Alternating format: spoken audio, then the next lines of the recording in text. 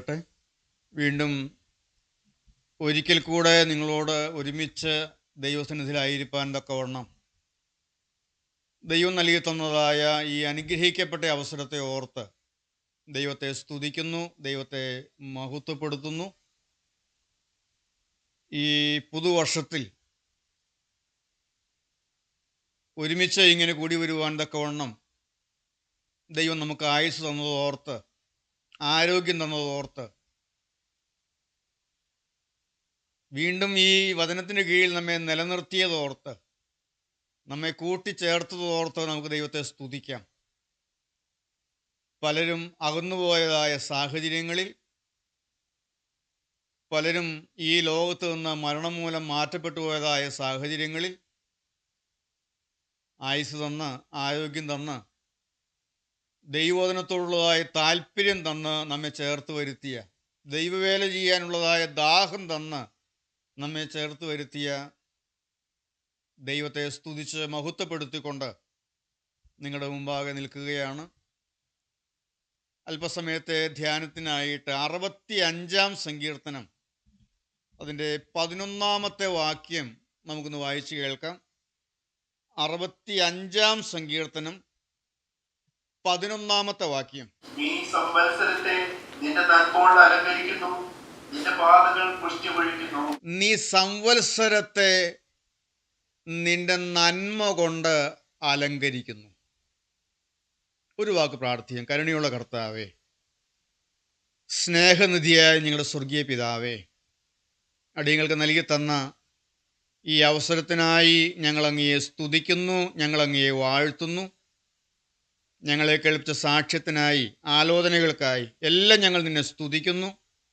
അങ്ങയെ പാടി സ്തുതിച്ച് മഹത്വപ്പെടുത്തുവാനും എല്ലാം ഞങ്ങൾക്ക് തന്ന അവസരത്തിനായി സ്തോത്രം. ഞങ്ങളെല്ലാം ഞങ്ങൾ അവിടുത്തെ കരങ്ങളിലേക്ക് ഏൽപ്പിക്കുകയാണ്. ഈ ആണ്ടിൻ്റെ ആരംഭത്തിൽ അവിടുത്തെ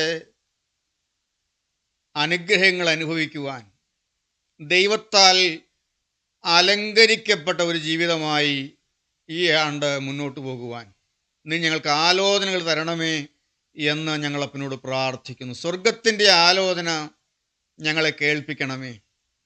നിസ്സാരനായ അടിയനെ ബലപ്പെടുത്തണമേ. എല്ലാം മഹത്വത്തോട് മാത്രം എടുക്കണമേ. യേശുവിൻ്റെ നാമത്തിൽ പ്രാർത്ഥിക്കുന്നു. കൃപയോടെ കേൾക്കണം പിതാവേ. ആ ദൈവ തിരുനാമം മഹത്വപ്പെടട്ടെ. 65-ാം സങ്കീർത്തനം 11-ാം വാക്യമാണ് നാം വായിച്ചത്. നീ സംവത്സരത്തെ നിന്റെ നന്മ കൊണ്ട് അലങ്കരിക്കുന്നു. ഒരു പുതിയ വർഷത്തിലേക്ക് നാം കടന്നു വന്നിരിക്കുകയാണ്. ആദ്യ മാസത്തിൽ നാം ആരംഭിച്ചതേ ഉള്ളൂ. ഈ ഒരു വർഷം, ഈ 2025-ാം ആണ്ട് ദൈവത്താൽ അലങ്കരിക്കപ്പെട്ട ഒരു ജീവിതം നയിപ്പാൻ ദൈവം നമ്മെ അലങ്കരിക്കുന്നു എന്നാണ് നാം തിരുവചനത്തിൽ വായിച്ചത്. നമ്മുടെ ആണ്ടുകളെ, നമ്മുടെ ജീവിതത്തെ ദൈവം അലങ്കരിക്കുന്നു. ദൈവം അലങ്കരിക്കുന്ന ജീവിതം, മനുഷ്യനെ ദൈവം അലങ്കരിക്കുന്നു എന്നാണ് നാം വായിക്കുന്നത്. സ്വർഗത്തിൻ്റെ സകലവിധ അനുഗ്രഹങ്ങളാലും അവൻ നമ്മെ അനുഗ്രഹിക്കുന്നു, അവൻ നമ്മെ നിറയ്ക്കുന്നു. ദൈവത്തിൻ്റെ അലങ്കാരങ്ങൾ, ദൈവം അലങ്കരിച്ചാൽ അലങ്കരിച്ചത് തന്നെയാണ്. നാം തിരുവചനത്തിൽ വായിക്കുന്നുണ്ട്, ലൂക്കോസിൻ്റെ സുവിശേഷം 12-ാം അധ്യായം നാം നോക്കുമ്പോൾ 12-ാം അധ്യായം അതിൻ്റെ 28-ാമത്തെ വാക്യം നമുക്കൊന്ന് വായിച്ച് കേൾക്കാം. ലൂക്കോസിൻ്റെ സുവിശേഷം 12-ാം അധ്യായത്തിൻ്റെ 28-ാമത്തെ വാക്യം.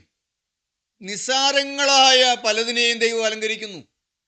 മത്തായിയുടെ സുവിശേഷവും ലൂക്കോസിൻ്റെ സുവിശേഷവും ഒക്കെ എന്ന് നോക്കുമ്പോൾ ആകാശത്തിലെ കാക്ക, പറവ ദൈവം അലങ്കരിക്കുന്നു. വയലിലെ പുല്ലിനെ ദൈവം അനുഗ്രഹിക്കുന്നു.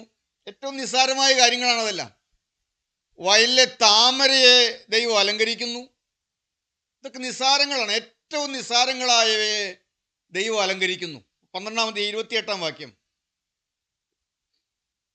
തിരുവചനം പറയുകയാണ്, ഇന്നുള്ളതും നാളെ അടുപ്പിലിടുന്നതുമായ വയലിലെ പുല്ലിനെ ദൈവം ഇങ്ങനെ ഉടുപ്പിക്കുന്നുവെങ്കിൽ, അലങ്കരിക്കുന്നുവെങ്കിൽ, അല്പവിശ്വാസികളെ, നിങ്ങളെ എത്രയധികമായി ദൈവം തന്നെ നന്മകളാൽ അലങ്കരിക്കുമെന്ന്. മത്തായിയുടെ സുവിശേഷം 6 അധ്യായം, മത്തായിയുടെ സുവിശേഷം 6 അധ്യായം അതിൻ്റെ 28 മുതലുള്ളതായ വാക്യങ്ങൾ നമുക്കൊന്ന് വായിക്കാം. അവിടെയും ഈ കാര്യം തന്നെയാണ്. കർത്താവ് തൻ്റെ മലപ്രസംഗമാണ്, തൻ്റെ ഗിരിപ്രഭാഷണത്തിൽ കർത്താവ് പറയുകയാണ്. 6 അധ്യായം 28 മുതലുള്ളതായ വാക്യങ്ങൾ. ഉടുപ്പിനെ കുറിച്ച് വിചാരപ്പെടുന്നത് എന്ത്? വയലിലെ താമര എങ്ങനെ വളരുന്നെന്ന് നിരൂപിപ്പിൻ. അവ അധ്വാനിക്കുന്നില്ല, നൂൽക്കുന്നതുമില്ല. എന്നാൽ ശലോമോൻ പോലും തന്റെ സർവ്വമഹത്വത്തിലും ഇവയിൽ ഒന്നിനോളം ചമഞ്ഞിരുന്നില്ല എന്ന് ഞാൻ നിങ്ങളോട് പറയുന്നു. ഇന്നുള്ളതും നാളെ അടുപ്പിലിടുന്നതുമായ വയലിലെ പുല്ലിനെ ദൈവം ഇങ്ങനെ ചമയിക്കുന്നുവെങ്കിൽ അല്പവിശ്വാസികളെ, നിങ്ങളെ എത്രയധികം. ആകയാൽ നാം എന്ത് തിന്നും, എന്ത് കുടിക്കും, എന്ത് ഉടുക്കും എന്നിങ്ങനെ നിങ്ങൾ വിചാരപ്പെടരുത്. അതിൽ 25 വാക്യം മുതൽ വായിക്കാം. അതുകൊണ്ട് ഞാൻ നിങ്ങളോട് പറയുന്നത്, എന്ത് തിന്നും, എന്ത് കുടിക്കും എന്ന് നിങ്ങളുടെ ജീവനായിക്കൊണ്ടും എന്ത് ഉടുക്കുമെന്ന് ശരീരത്തിനായിക്കൊണ്ടും വിചാരപ്പെടരുത്. ആഹാരത്തേക്കാൾ ജീവനും ഉടുപ്പിനേക്കാൾ ശരീരവും വലുതല്ലയോ? ആകാശത്തിലെ പറവകളെ നോക്കുവിൻ. അവ വിതയ്ക്കുന്നില്ല, കൊയ്യുന്നില്ല, കളപ്പുരയിൽ കൂട്ടിവെക്കുന്നതുമില്ല. എങ്കിലും സ്വർഗസ്ഥനായ നിങ്ങളുടെ പിതാവ് അവയെ പുലർത്തുന്നു. അവയേക്കാൾ നിങ്ങൾ ഏറ്റവും വിശേഷതയുള്ളവരല്ലയോ? നിങ്ങൾ വിചാരപ്പെടേണ്ട എന്നാണ് ദൈവം പറയുന്നത്. അവിടെ 27 വാക്യം വായിക്കുന്നത്, വിചാരപ്പെടുന്നതിനാൽ തൻ്റെ നീളത്തോടെ ഒരു മുഴം കൂട്ടുവാൻ നിങ്ങൾ ആർക്ക് കഴിയും? ഉടുപ്പിനെക്കുറിച്ച് വിചാരപ്പെടുന്നത് എന്ത്? വയലിലെ താമര എങ്ങനെ വളരുന്നു എന്ന് നിരൂപിപ്പിൻ. ദൈവം ഇവയെല്ലാം അലങ്കരിക്കുന്നു, വേണ്ടതെല്ലാം കൊടുത്ത്. അവ വിതയ്ക്കുന്നില്ല, കൊയ്യുന്നില്ല, കളപ്പുരയിൽ കൂട്ടിവെക്കുന്നില്ല. പക്ഷേ ദൈവം തക്ക സമയത്ത് അവയ്ക്ക് വേണ്ടതെല്ലാം ദൈവം ഒരുക്കി കൊടുക്കുന്നു. ദൈവം അവയെ അലങ്കരിക്കുന്നു.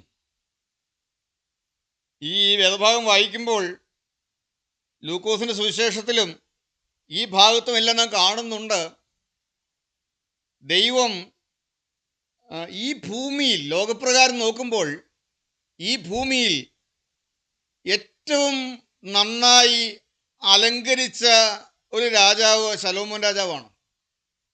ഏറ്റവും അലങ്കരിക്കപ്പെട്ട രാജാവ്. ലൂക്കോസ് 12:27 നാം അത് കാണുന്നുണ്ട്. ഇവിടെ ഇതിൻ്റെ 29, മത്തായി 6:29. എന്നാൽ ശലോമോൻ പോലും തന്റെ സർവ്വമഹത്വത്തിലും ഇവയിൽ ഒന്നിനോളം ചമഞ്ഞിരുന്നില്ല എന്ന് ഞാൻ നിങ്ങളോട് പറയുന്നു. എന്നാൽ ശലോമോൻ പോലും ഇവയിൽ തൻ്റെ സർവ്വമഹത്വത്തിലും ഇവയിൽ ഒന്നിനോളം ചമഞ്ഞിരുന്നില്ല എന്ന് ഞാൻ നിങ്ങളോട് പറയുന്നു. ഈ ഭൂമിയിൽ ഏറ്റവും നന്നായി ചമഞ്ഞ അലങ്കരിക്കപ്പെട്ട ഒരു രാജാവാണ് ശലോമോൻ രാജാവ്. ശലോമോനോളം മറ്റൊന്നും പറയാനില്ല.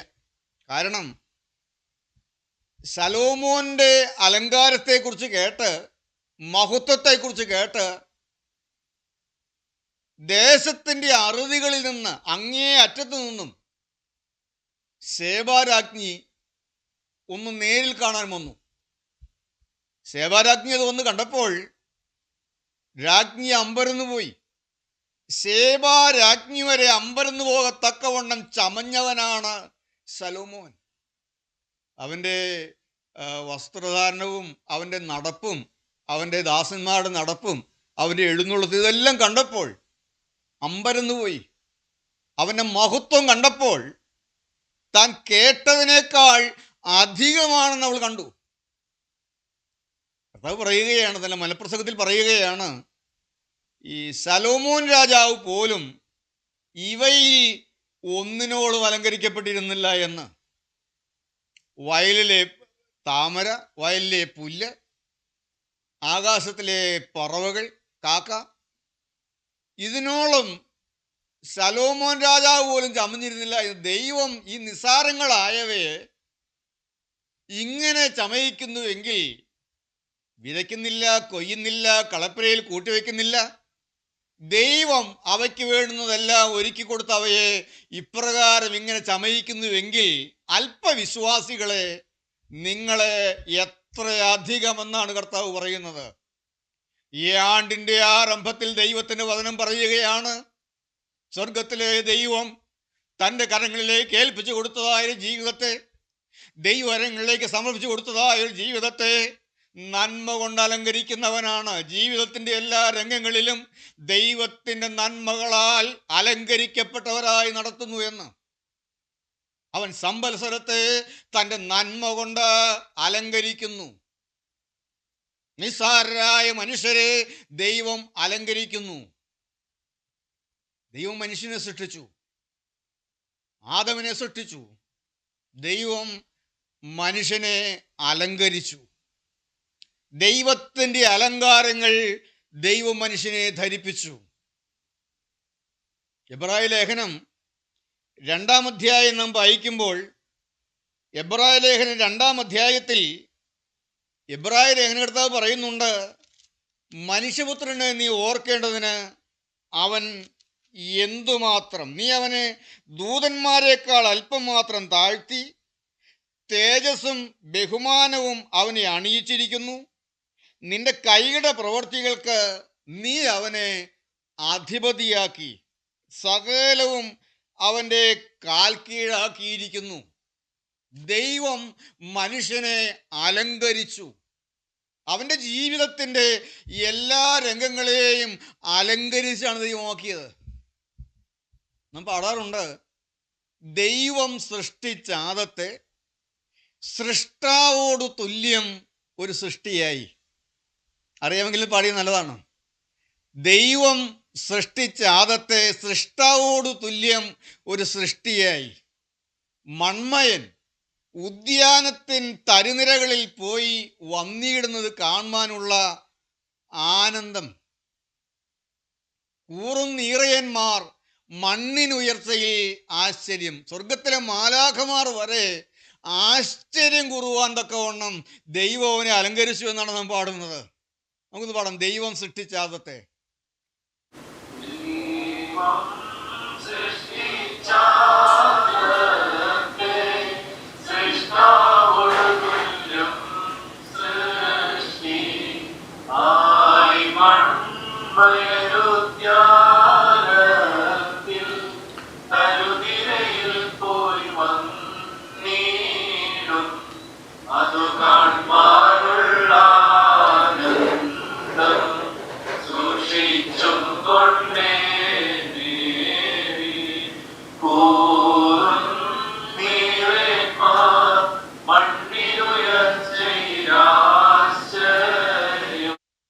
ദൈവം സൃഷ്ടിച്ച മനുഷ്യൻ, ദൈവം അവനെ അലങ്കരിച്ചു. ദൈവം അവനെ അലങ്കരിച്ചതായ ദൈവത്തിൻ്റെ അലങ്കാരങ്ങളുടെ ഇടയിലൂടെ അവൻ നടക്കുന്നത് കണ്ട് ദൈവം ആനന്ദിക്കാൻ നോക്കിയിരുന്നു. ആനന്ദത്തോടെ സന്തോഷിക്കണം, ദൈവത്തിന് സന്തോഷിക്കണം. എന്താണ് അലങ്കാരങ്ങൾ? ഇവിടുന്ന് പാടുന്നത്, തരുനിരകൾക്കിടയിൽ പോയി വന്നിടുന്നത് കാണുവാനുള്ള ആനന്ദം സൂക്ഷിച്ചും കൊണ്ട് മേവി എന്നാണ്. ഉദ്യാനത്തിൽ ദൈവം മനുഷ്യനെ സൃഷ്ടിച്ച് അവന് വേണ്ടി മനോഹരമായ ഒരു ഉദ്യാനം, ഏദൻ തോട്ടമുണ്ടാക്കി. ഏദൻ തോട്ടത്തിൽ സകലവിധ വൃക്ഷങ്ങളും എല്ലാം, മൃഗങ്ങൾ, ജീവജാലങ്ങൾ എല്ലാം, അതിനെല്ലാത്തിനും ദൈവം അവനെ അധിപതിയാക്കി, അവനെ അങ്ങ് അലങ്കരിച്ചു. എല്ലാത്തിൻ്റെയും അധിപതിയാക്കി ദൈവം അവിടെ വെച്ചു. ആ ഏദൻ തരുനിരകളുടെ ഇടയിലൂടെ ദൈവം മനുഷ്യന് കൊടുത്തതായ അനുഗ്രഹങ്ങളുടെ ഇടയിലൂടെ ദൈവം മനുഷ്യനെ അലങ്കരിക്കുമ്പോൾ, ദൈവം നൽകിയതായ അലങ്കാരങ്ങളുടെ ഇടയിലൂടെ മനുഷ്യൻ നടക്കുന്നത് കണ്ട് സന്തോഷിക്കാൻ ദൈവം നോക്കിയിരിക്കുന്നു എന്ന്. ഇന്ന് നാം ഈ വാക്കുകളെ കേൾക്കുമ്പോൾ, ഈ പുതുവർഷത്തിലേക്ക് നാം കടന്നു വന്നു. കഴിഞ്ഞ ആണ്ടിൽ നാം നടന്നവരാണ്. 2024 ജീവിച്ചവരാണ് നാം എല്ലാവരും. മുൻ വർഷങ്ങളിൽ, കഴിഞ്ഞ സംവത്സരങ്ങളിൽ ജീവിച്ചവരാണ് നാം എല്ലാവരും. ദൈവം തന്ന അലങ്കാരങ്ങൾ, ദൈവം അലങ്കരിച്ച അലങ്കാരങ്ങളുടെ ഇടയിലൂടെ നടന്ന കാലം നമുക്കുണ്ട്. ദൈവം നമുക്ക് തന്ന അനുഗ്രഹങ്ങളുടെ ഇടയിലൂടെ നാം നടന്നതായ ഒരു പിൽക്കാലം നമുക്കുണ്ട്. നാം എങ്ങനെയാണ് നടന്നത്? ദൈവം സന്തോഷിക്കുന്ന പോലെയാണ് നടന്നത്. ദൈവം ആനന്ദിക്കുന്നത് നടക്കാൻ കഴിഞ്ഞിട്ടുണ്ടോ? ഇന്ന് നമ്മുടെ കണ്ണുകൾക്ക് കാഴ്ചയുണ്ട് എങ്കിൽ, നമ്മുടെ കണ്ണുകൾ കൃത്യമായും വ്യക്തമായും കാണാൻ തക്കവണ്ണമുള്ളതായ കാഴ്ചശക്തി ഉണ്ട് എങ്കിൽ അത് ദൈവം തന്ന അലങ്കാരമാണ്. നമ്മുടെ ചെവികൾ നമുക്കെല്ലാം കേൾക്കാൻ കഴിയുന്നു, സ്പഷ്ടമായി സ്ഫുടമായി കേൾക്കാൻ കഴിയുന്നു. ദൈവം തന്ന അലങ്കാരമാണത്. നമ്മുടെ നാവ് സ്ഫുടമായി സംസാരിക്കാൻ തക്കവണ്ണം നമുക്ക് സാധിക്കുന്നു. ദൈവം തന്ന അലങ്കാരമാണത്. നമുക്ക് ബുദ്ധി തന്നു, ദൈവം തന്ന അലങ്കാരമാണത്. നമുക്ക് വിദ്യാഭ്യാസം തന്നു, ദൈവം തന്ന അലങ്കാരമാണത്. നമുക്ക് ആരോഗ്യം തന്നു, ദൈവം തന്ന അലങ്കാരമാണത്. നമുക്ക് സൗന്ദര്യം തന്നു, ദൈവം തന്ന അലങ്കാരമാണത്. നമുക്ക് ജോലി തന്നു, അത് ദൈവം തന്ന അലങ്കാരമാണ്. നമുക്ക് പണം തന്നു, നമുക്ക് വാഹനം തന്നു, നമുക്ക് വീട് തന്നു, നമുക്ക് കാറ് തന്നു, എല്ലാം ദൈവം തന്നെ അലങ്കാരമാണ്. നമ്മുടെ ബിസിനസ് ദൈവം തന്നെ അലങ്കാരമാണ്. ദൈവം നമ്മെ അലങ്കരിച്ച അലങ്കാരങ്ങളുടെ ഇടയിലൂടെ ഞാനും നിങ്ങളും നടക്കുന്നത് കണ്ട് സന്തോഷിക്കാൻ ദൈവം ആഗ്രഹിക്കുന്നു. ഒരു തീരുമാനം എടുക്കുമോ? കഴിഞ്ഞ വർഷങ്ങളിൽ ദൈവം തന്ന അലങ്കാരങ്ങളുടെ ഇടയിലൂടെ നാം നടക്കുന്നത് കണ്ട് ദൈവം വേദനിച്ചതായ രംഗങ്ങളില്ലേ? നമ്മുടെ കണ്ണുകൊണ്ട് നോക്കി കണ്ടത്, നമ്മുടെ ചെവി കൊണ്ട് കേട്ടത്, നമുക്ക് നല്ലപോലെ നടക്കാൻ ആരോഗ്യമുള്ള കാലുകളെ തന്ന് കാലുകൾ കൊണ്ട് നടന്നത്, നമ്മുടെ വാഹനങ്ങൾ നാം അതുകൊണ്ട് യാത്ര ചെയ്തത്, നമ്മുടെ ഭവനത്തിൽ നാം പാർത്തത്, നമ്മുടെ ബിസിനസ്സിൽ നാം ആയിരുന്നത്, ജോലിയിലായിരുന്നത്, ദൈവം തന്ന അലങ്കാരങ്ങളുടെ ഇടയിലൂടെ നാം നടന്നത് കണ്ട് ദൈവം സന്തോഷിച്ചുവോ? ഒരു തീരുമാനം, കർത്താവേ, നീ എന്നെ അലങ്കരിച്ച അലങ്കാരങ്ങളുടെ ഇടയിലൂടെ നീ എന്നെ നോക്കി സന്തോഷിക്കാൻ തക്കോണം ഞാൻ നടക്കുമെന്ന്. അങ്ങനെ നടക്കുമ്പോൾ മാലാഖമാർ വരെ അമ്പരക്കുമെന്ന്, സ്വർഗത്തിലെ മാലാഖമാർ വരെ അമ്പരക്കുമെന്ന്. കൂറും നീറയന്മാർ മണ്ണിനുയർത്തയിൽ ആശ്ചര്യം. എത്ര മനോഹരമായിട്ടാണ് നമ്മുടെ പിതാക്കന്മാർ ധ്യാനിച്ചിരിക്കുന്നത്. ഒരു തീരുമാനം, ഈ ആണ്ടിൻ്റെ ആരംഭത്തിൽ ഒരു സമർപ്പണം. കർത്താവേ, നീ എനിക്ക് തരുന്ന ഈ അലങ്കാരങ്ങളുടെ ഇടയിലൂടെ എങ്ങനെയെല്ലാം അലങ്കരിക്കാൻ നമുക്കറിയില്ല. ഈ ആണ്ടിൽ എങ്ങനെയെല്ലാം ദൈവം നമ്മെ അലങ്കരിക്കും നമുക്കറിയില്ല. കർത്താവേ, നീ തരുന്ന അനുഗ്രഹങ്ങളുടെ ഇടയിലൂടെ നിനക്ക് സന്തോഷം വരുമാറ്, നിന്നെ സന്തോഷിപ്പിക്കാൻ തക്കവണ്ണം ഞാൻ നടന്നുകൊള്ളാം. കർത്താവേ, നീ എന്നെ നോക്കി സന്തോഷിക്കുന്നത് പോലെ ഞാൻ നടന്നുകൊള്ളാം. ഓരോ വഴിക്കും പോകുമ്പോഴെല്ലാം, ജോലിയിൽ കയറുമ്പോൾ, നാം നമ്മുടെ വാഹനത്തിൽ കയറി യാത്ര ചെയ്യാൻ കാറിൽ കയറി സ്റ്റിയറിംഗ് പിടിക്കുമ്പോൾ, കാർ സ്റ്റാർട്ടാക്കുമ്പോൾ, ദൈവത്തിന് സ്തോത്രം.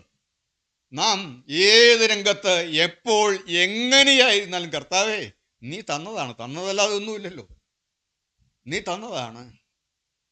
ദൈവത്തിന് സ്തോത്രം. ഞാൻ ഇന്ന് ഈ ദൈവത്തിൻ്റെ വചനവുമായി നിങ്ങളുടെ മുമ്പാകെ നിൽക്കുമ്പോൾ, ഈ ശുശ്രൂഷ ദൈവം തന്നതാണ്. ദൈവം തന്ന ശുശ്രൂഷയിലാണ് ഞാൻ നിൽക്കുന്നത്. ഞാൻ ഇന്ന് ദൈവം ചെയ്യുന്നത് കണ്ട് എൻ്റെ ദൈവം സന്തോഷിക്കണം. ഒരിക്കലും മനുഷ്യരെ പ്രസാദിപ്പിക്കാൻ നോക്കരുത്. മനുഷ്യരെ പ്രസാദിപ്പിക്കാൻ നോക്കുന്നുവെങ്കിൽ ക്രിസ്തുവിൻ്റെ ദാസനായിരിക്കാൻ കഴിയുകയില്ല എന്നാണ് അപ്പോസ്തലൻ പറയുന്നത്. കർത്താവേ, നീ സന്തോഷിക്കുന്നത് പോലെ എനിക്ക് നിൻ്റെ വേല ചെയ്യണം. നീ സന്തോഷിക്കുന്നത് പോലെ നീ ആക്കിയ ജോലി എനിക്ക് ചെയ്യണം. എൻ്റെ കുടുംബജീവിതം ദൈവം തന്നതാണ്. ഭാര്യയെ ദൈവം തന്നതാണ്. ഭർത്താവിനെ ദൈവം തന്നതാണ്. മക്കളെ ദൈവം തന്നതാണ്. കർത്താവേ, അവരുടെ ഇടയിലുള്ള എൻ്റെ കുടുംബജീവിതം ദൈവം സന്തോഷിക്കുന്നതായിരിക്കണം. വേദനിക്കുന്നതെല്ലാം മാറ്റിക്കളഞ്ഞ് ഒരു പുതിയ തീരുമാനത്തോടെ നിൽക്കുന്നുവെങ്കിൽ നമ്മുടെ സംവത്സരങ്ങളെ നന്മ കൊണ്ട് അലങ്കരിക്കുന്ന ഒരു ദൈവമുണ്ട്. ദൈവത്തിന് സ്തോത്രം. ദൈവം തന്നതാണ് ആയുസ്, എനിക്കറിയാം. കാരണം 2018 മാരകമായ ക്യാൻസർ രോഗത്തിന് അടിമപ്പെട്ടു പോയതായ ഒരു ശരീരമാണ് എൻ്റേത്. ഞാൻ ഓർക്കുന്നു, അന്ന് ദുബായിൽ ഞാൻ കൺവെൻഷന് കടന്നു വന്നപ്പോൾ ഞാൻ രോഗിയായിരുന്നു. എനിക്കറിയില്ലായിരുന്നു എൻ്റെ ശരീരത്തിൽ ക്യാൻസർ രോഗം പിടിപെട്ടിരിക്കുന്നത്. എനിക്കറിയില്ലായിരുന്നു. അന്ന് ദുബായിൽ എല്ലാ എമിറേറ്റ്സുകളും എല്ലാം പ്രസംഗിച്ച് ഞങ്ങൾ നടന്നു. ഞാൻ തോമസ് സാറിൻ്റെ വീട്ടിൽ, നിങ്ങളിരിക്കുന്ന ഭവനത്തിൽ തോമസ് സാറിൻ്റെ വീട്ടിൽ, അന്നായിരുന്ന വീട്ടിൽ ഞാൻ പല ദിവസം താമസിച്ചിട്ടുണ്ട്. അന്ന് എൻ്റെ ശരീരത്തിൽ ക്യാൻസർ രോഗം പിടിപെട്ടിരിക്കുന്നത് എനിക്ക് അറിയില്ലായിരുന്നു. ഞാൻ ഓർക്കുന്നുണ്ട്, അന്ന് തോമസ് സാറിൻ്റെ വീട്ടിൽ വെച്ചാണോ ഞാൻ ഓർക്കുന്നില്ല, ഞാൻ ഓൺലൈൻ മീറ്റിംഗ് കേട്ടപ്പോൾ അവിടെ ഇരുന്നാണ് ഞാൻ കേട്ടത്. ബഹുമാനപ്പെട്ടതായ യോഹന്നാൻ സാറ് അന്ന് ആ ഓൺലൈൻ മീറ്റിങ്ങിൽ നിങ്ങൾ ഇന്ന പ്രായം കഴിഞ്ഞവരെല്ലാം ഇന്ന ടെസ്റ്റുകളൊക്കെ ഒന്ന് ചെയ്തു നോക്കണമെന്ന് പറഞ്ഞപ്പോൾ ഞാൻ ഉള്ളിൽ ഒരു തീരുമാനമെടുത്ത് അവിടെ വെച്ചാണ്, ദുബായിൽ വെച്ചാണ്, നാട്ടിൽ ചെന്നിട്ട് ഒരു എല്ലാ ടെസ്റ്റും ഒന്ന് ചെയ്യണമെന്ന്. അങ്ങനെയാണ് ഞാൻ നാട്ടിലെത്തി. അധികം വൈകാതെ നാട്ടിലെത്തി ഉടനെ തന്നെ ഞാൻ പോയി ടെസ്റ്റ് ചെയ്തപ്പോഴാണ് എൻ്റെ ശരീരത്തിൽ ക്യാൻസർ രോഗമാണെന്ന് എനിക്ക് മനസ്സിലായത്.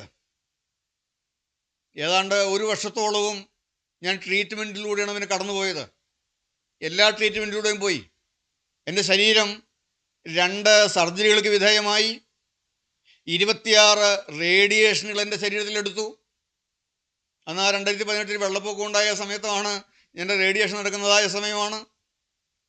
7 കീമോ എൻ്റെ ശരീരത്തിലെടുത്തു. ഏതാണ്ട് 1 വർഷത്തോളവും ചികിത്സയും അതിൻ്റെ ക്ഷീണവും എല്ലാമായി മുന്നോട്ട് പോയതായ കാലങ്ങൾ. പൂർണ്ണ സൗഖ്യമുള്ളവനായി. ഞാൻ ഈ കഴിഞ്ഞ എല്ലാ ചെക്കപ്പും ചെയ്തു. യാതൊരു പ്രശ്നവും ശരീരത്തിലില്ല. അസുഖം വരുന്നതിന് മുമ്പ് എനിക്കുണ്ടായിരുന്നതിനേക്കാളും ആരോഗ്യമുള്ളവനായി ഇന്ന് നിങ്ങളുടെ മുമ്പാകെ നിൽക്കുന്നു. ദൈവം നിർത്തിയതാണ്. രോഗസൗഖ്യം തന്ന എൻ്റെ ദൈവം എന്നെ അലങ്കരിച്ചു എന്ന് ഞാൻ പറയും. ചികിത്സ ശരിയാണ്. കാരണം എന്നോടൊപ്പം ചികിത്സിച്ച പലരും ഉണ്ട്, എനിക്കറിയാം. അവർ പലരും ഇന്ന് ഭൂമിയിൽ ജീവനോടെ ഇല്ല. എനിക്ക് വന്ന അതേ അസുഖം വന്ന പലരും ഇന്ന് ഭൂമിയിൽ ജീവനോടെ ഇല്ല. ദൈവത്തിന് സ്തോത്രം. രോഗസൗഖ്യം തന്ന എൻ്റെ ദൈവം എന്നെ അലങ്കരിച്ചു.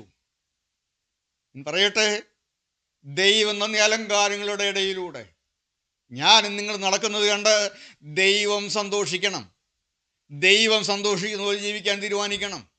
അവൻ സംവത്സരത്തെ തൻ്റെ നന്മ കൊണ്ട് അലങ്കരിക്കുന്നു. ദൈവം മനുഷ്യനെ നന്മകളാൽ അലങ്കരിക്കുന്നു. അതെല്ലാം വിധത്തിൽ ദൈവം മനുഷ്യനെ അലങ്കരിക്കുന്നു. ദൈവത്തിൻ്റെ അലങ്കാരങ്ങൾ, തകർന്നു കിടന്ന ജീവിതങ്ങളെ പണിയുന്ന ഒരു ദൈവമുണ്ട്. മനുഷ്യൻ്റെ അലങ്കാരങ്ങൾ, ദൈവം അലങ്കരിച്ച അലങ്കാരങ്ങളെ തകർത്ത് കളയുന്ന ദുഷ്ടനായ പിശാചുണ്ട്. എന്നാൽ ദുഷ്ടനായ പിശാച് തകർത്ത് കളയുന്ന അലങ്കാരങ്ങളെ പണിതെടുക്കുന്നവനായൊരു ദൈവമുണ്ട്. നമ്മൾ 74-ാം സങ്കീർത്തനം വായിക്കുമ്പോൾ 74-ാം സങ്കീർത്തനത്തിൽ നാം കാണുന്നുണ്ട്, ദൈവത്തിൻ്റെ അലങ്കാരങ്ങളെയെല്ലാം തകർത്ത് കളയുന്ന ദുഷ്ടനായ പിശാചുണ്ട്. ദുഷ്ടൻ്റെ കരങ്ങളിലുള്ള, ശത്രുവിൻ്റെ കരങ്ങളിലുള്ള മഴുകൊണ്ടും കോടാലി കൊണ്ടും ചുറ്റിക കൊണ്ടും ദൈവത്തിൻ്റെ അലങ്കാരങ്ങളെയെല്ലാം തകർത്ത് കളയുന്നതായി നാം കാണുന്നു. അതിൻ്റെ 3 മുതലുള്ളതായ വാക്യങ്ങൾ നമുക്കൊന്ന് വായിക്കാം. 74-ാം സങ്കീർത്തനം 3 മുതലുള്ളതായ വാക്യങ്ങൾ നമുക്കൊന്ന് വായിക്കാം. നിത്യശൂന്യങ്ങളിലേക്ക് നിന്റെ കാലടി വെക്കണമേ, ശത്രു വിശുദ്ധ മന്ദിരത്തിൽ സകലവും നശിപ്പിച്ചിരിക്കുന്നു. നിത്യശൂന്യങ്ങളിലേക്ക് നിന്റെ കാലടി വെക്കണമേ, ശത്രു വിശുദ്ധ മന്ദിരത്തിൽ സകലവും നശിപ്പിച്ചിരിക്കുന്നു. 4-ാം വാക്യം മുതൽ. നിന്റെ വൈരികൾ നിന്റെ സമാഗമന സ്ഥലത്തിന്റെ നടുവിൽ അലറുന്നു, തങ്ങളുടെ കൊടികളെ അവർ അടയാളങ്ങളായി നാട്ടിയിരിക്കുന്നു. അവർ മലക്കൂട്ടത്തിന്മേൽ കോടാലി ഓങ്ങുന്നത് പോലെ തോന്നി. ഇതാ അവർ മഴ കൊണ്ടും ചുറ്റികൊണ്ടും അതിന്റെ ചിത്രപ്പണികളെ ആകപ്പാട് തകർത്ത് കളയുന്നു. അവർ നിന്റെ വിശുദ്ധ മന്ദിരത്തിന് തീ വെച്ച് തിരുനാമത്തിന്റെ നിവാസത്തെ അവർ ഇടിച്ചു നിരത്തി അശുദ്ധ.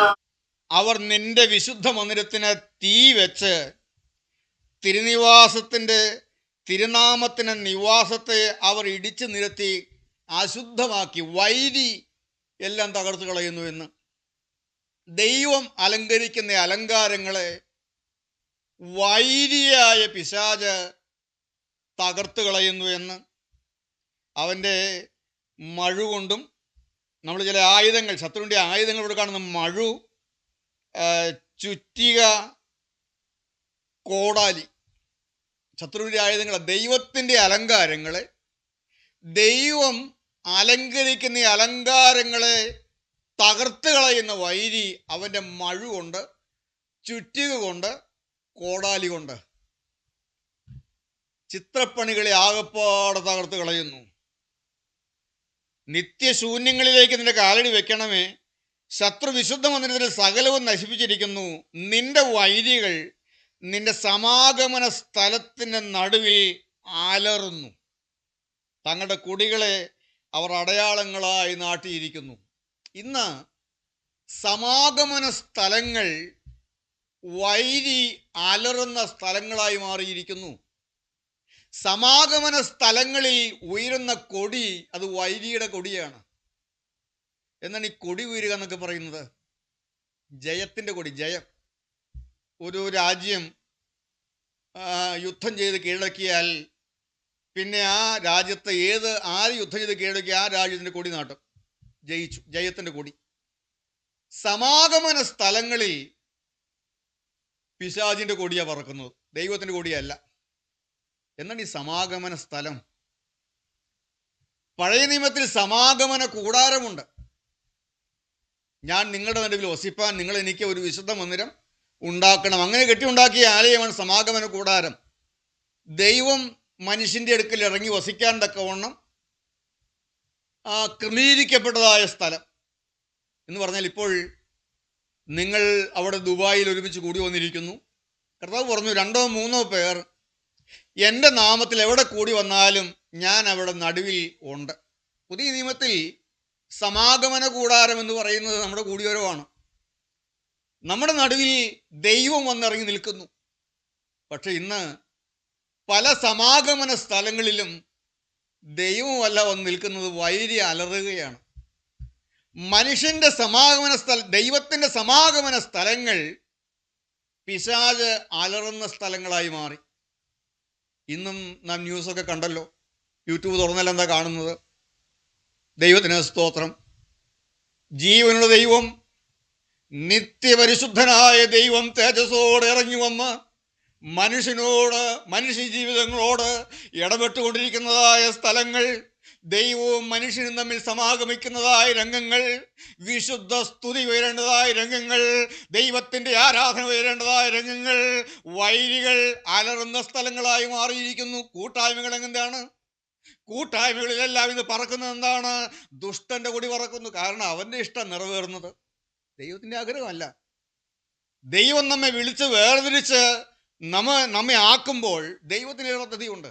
പക്ഷേ നിറവേറുന്നത് ദുഷ്ടന്റെ പദ്ധതിയാണ്. കൂട്ടായ്മയിൽ പിശാചിൻ്റെ പദ്ധതി നിറവേറുന്നു. അപ്പോൾ പറക്കുന്ന കൊടി ആരുടെയാണ്? പിശാചിൻ്റെ കൊടി പറക്കുന്നു. കർത്താവെ, ഞങ്ങളുടെ കൂടിവരവുകളിൽ ഒരിക്കലും വൈരിയുടെ കൊടി പറക്കാനിടയാകരുത്. തങ്ങളുടെ കൊടി അടയാളങ്ങളായി നാട്ടാനിടവരരുത്. സമാഗമന സ്ഥലങ്ങൾ വൈരികൾ അലറുന്ന രംഗങ്ങളായി മാറാനിടവരരുത്. ദൈവത്തിന് സ്തോത്രം. അവർ മരക്കൂട്ടത്തിന്മേൽ കോടാലി പോകുന്നത് പോലെ തോന്നി. ഇതാ അവർ മഴുകൊണ്ടും ചുറ്റുകൊണ്ടും അതിൻ്റെ ചിത്രപ്പണികളെ ആകപ്പാടെ തകർത്ത് കളയുന്നു. അവർ നിന്റെ വിശുദ്ധ മന്ദിരത്തിന് തീ വെച്ചു. തിരുനാമത്തിന് നിവാസത്തെ അവർ ഇടിച്ച് നിരത്തി അശുദ്ധമാക്കി.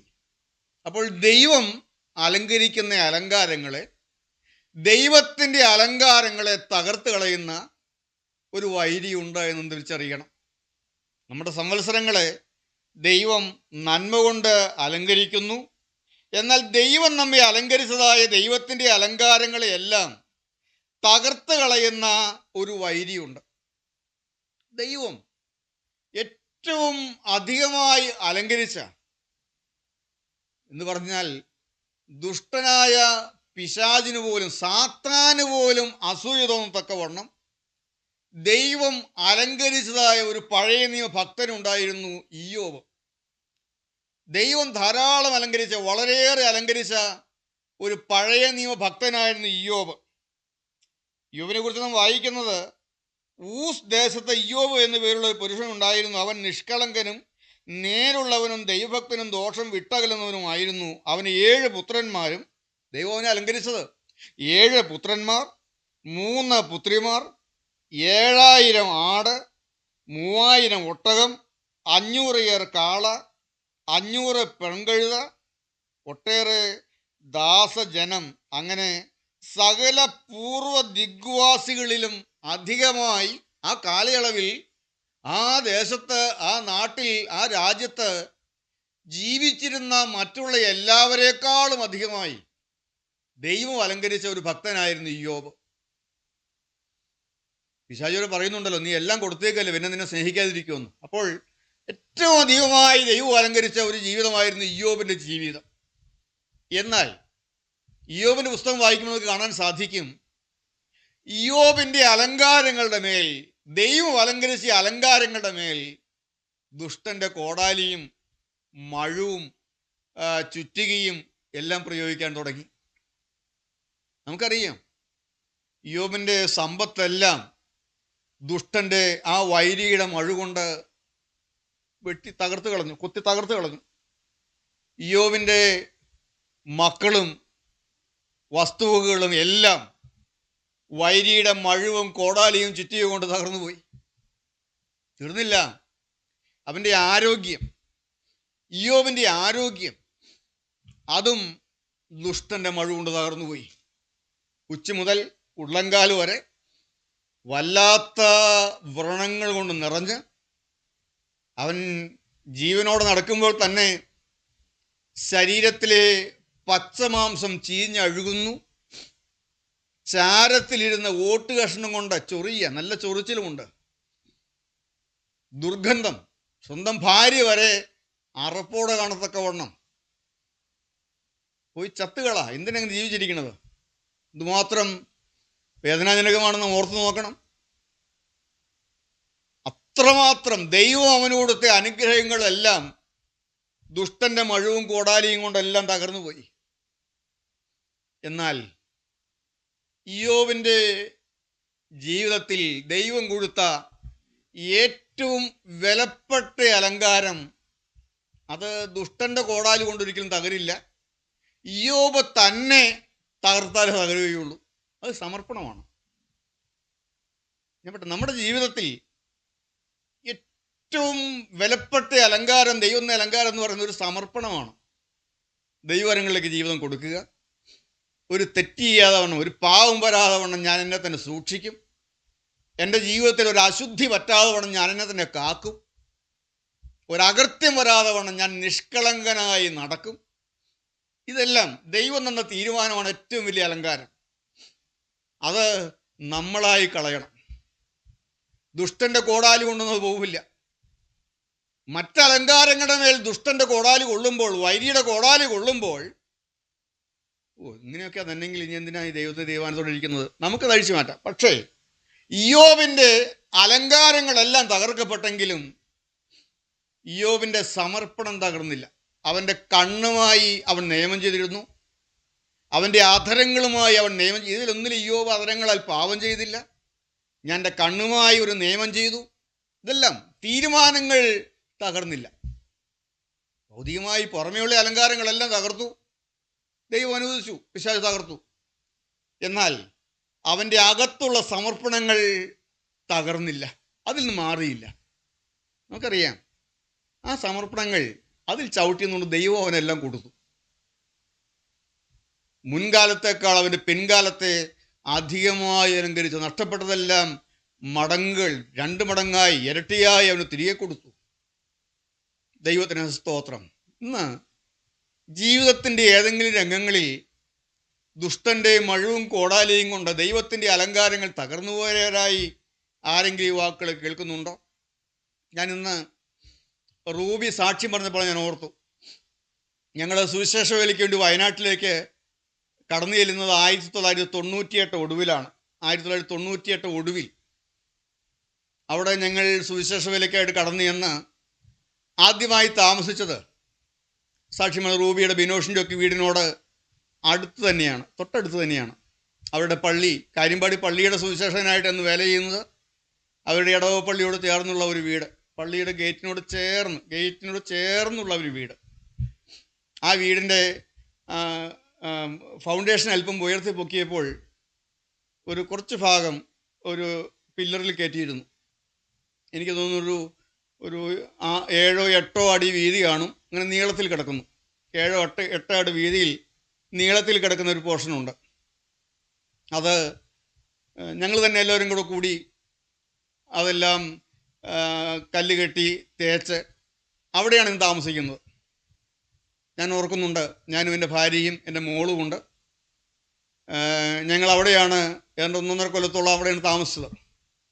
അന്ന് ഞങ്ങളവിടെ താമസിക്കുമ്പോൾ എല്ലാ ബുധനാഴ്ചകളിലും ഞങ്ങൾ വേലയ്ക്ക് പോവില്ല. ആഴ്ചയിൽ ഒരു ദിവസം വേലയ്ക്ക് പോവില്ല. ഞങ്ങളന്ന് പ്രാർത്ഥിച്ചിരിക്കും. അന്ന് അധികം പേരൊന്നുമില്ല. ബിനോഷിൻ്റെ മമ്മിയുണ്ട്. ഒരു 4-5 പേര് പ്രാർത്ഥിക്കാൻ ഞങ്ങളൊപ്പം പ്രാർത്ഥിക്കാനായിട്ട് വരും. അന്ന് സാലി ചേച്ചി നിങ്ങളുടെ അടുത്ത് ഒന്ന് സാക്ഷ്യം പറഞ്ഞ് നിങ്ങൾ ഓർക്കുന്നുണ്ടാകും.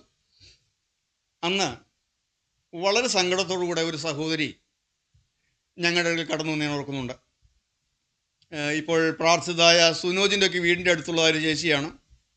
വളരെ സങ്കടത്തോടു കൂടെ അന്ന് വന്ന് ഞങ്ങൾ കരിമ്പടി പള്ളിയുടെ സൺഡേ സ്കൂളിൻ്റെ ഒരു ബെഞ്ചാണ് അവിടെ ഇരിക്കാനുള്ളത്. ഞാനിപ്പോഴും ഓർക്കും. നല്ലപോലെ ചിത്രം എൻ്റെ മനസ്സിൽ നിൽക്കുന്നുണ്ട്. ഒരു ആസ്പെറ്റോ ഷീറ്റ് ചാരി വെച്ച് ഭിത്തിയിലേക്ക് ചാരി വെച്ച് അതിനിടയിൽ ആ ബെഞ്ചിൽ ആ ചേച്ചിൻ്റെ സങ്കടത്തോടെ ഓരോ കാര്യങ്ങൾ വന്ന് ഞാൻ ഓർക്കുന്നുണ്ട്. വളരെ സങ്കടത്തോടുകൂടെ ഏങ്ങലടിച്ചുകൊണ്ട് 2 മക്കളുണ്ട്. ചേച്ചി പറഞ്ഞത്, പല രാത്രികളിലും ഞാനും കുഞ്ഞുങ്ങളും കാപ്പിച്ചോട്ടിലാണ് ചിലവഴിക്കുന്നത് എന്ന്. കാപ്പിയുടെ ചുവട്ടിൽ. കാരണം മദ്യപാനിയായ ഭർത്താവ് വന്ന് ആക്രമിക്കും, ഉപദ്രവിക്കും, വീടിനിട്ടിട്ട് ഓടിക്കും. കാപ്പിയുടെ ചോട്ടിലാണ് രാത്രി മുഴുവൻ ചിലവഴിച്ചത് എന്ന്. കാപ്പിത്തോട്ടമാണ് വീടിനോട് ചേർന്ന്. ഞാൻ വീട്ടിലും പോയിട്ടുണ്ടല്ലോ, സുനോദിനറിയാം. ദൈവത്തിന് സ്തോത്രം. എന്നാൽ അന്ന് ഞങ്ങൾക്ക് മറ്റൊന്നും പറഞ്ഞു കൊടുക്കാൻ അറിയില്ല. ചേച്ചിയുടെ ജീവിതം കർത്താവിൻ്റെ കരങ്ങളിലേക്ക് സമർപ്പിക്കുക എന്ന് പറഞ്ഞു കൊടുത്തു. ഞാൻ ഓർക്കുന്നുണ്ട്, അന്ന് കണ്ണുനീരോടെ മുട്ടുമടക്കി ഞങ്ങൾ അവിടെ ഇരുന്ന് പ്രാർത്ഥിച്ചത്. കണ്ണുനീരോടെ മുട്ടുകുത്തി. വിനോഷം ഓർക്കുന്നുണ്ടാകും. ആ മുറിയിൽ കണ്ണുനീരോടെ മുട്ടുകുത്തിയിരുന്ന് ഞങ്ങൾ പ്രാർത്ഥിച്ചത്. ദൈവത്തിന് സ്തോത്രം. വർഷങ്ങൾ കടന്നുപോയി. 1998 ഒടുവിലത്തെ കാര്യമാണ് ഞാൻ പറയുന്നത്.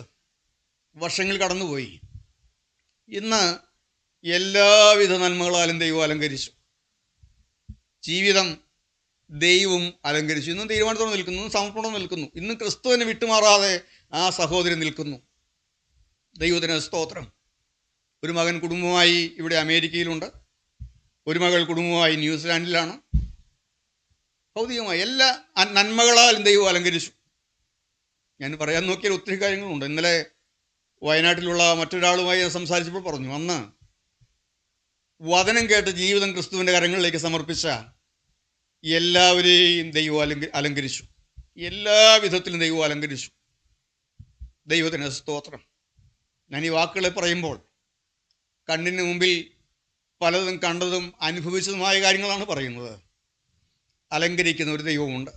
നന്മ കൊണ്ട് അലങ്കരിക്കുന്ന ഒരു ദൈവമുണ്ട്. അവൻ സംവത്സരത്തെ തൻ്റെ നന്മ കൊണ്ട് അലങ്കരിക്കുന്നു. മനുഷ്യ ജീവിതത്തെ നന്മ കൊണ്ട് അലങ്കരിക്കുന്ന ഒരു ദൈവം ജീവിക്കുന്നുണ്ട്.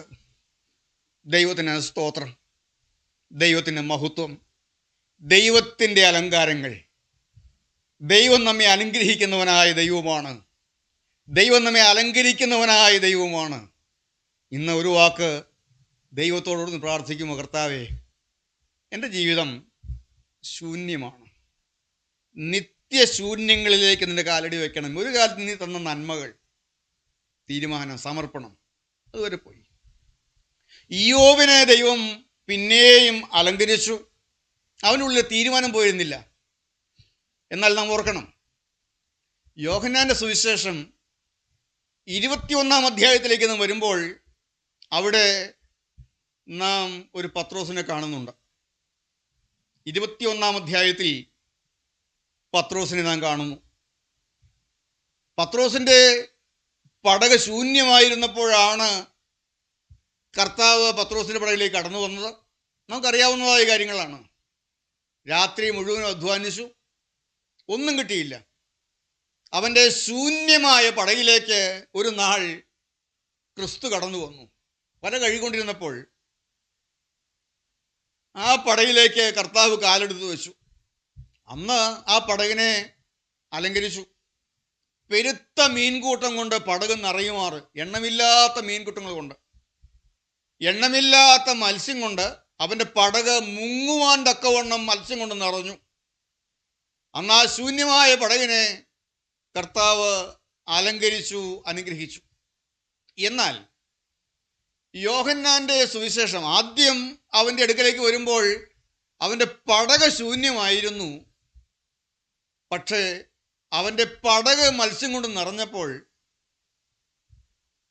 പത്രോസ് അവൻ്റെ പടകിൽ അലങ്കരിക്കപ്പെട്ടതായ ദൈവത്തിൻ്റെ ഭൗതികമായ അനുഗ്രഹങ്ങളെക്കാൾ അവന് ലഭിച്ചതായ അലങ്കാരം എന്ന് പറയുന്നത് അവൻ്റെ ഉള്ളിൽ ഒരു സമർപ്പണമാണ്. എന്താണ്?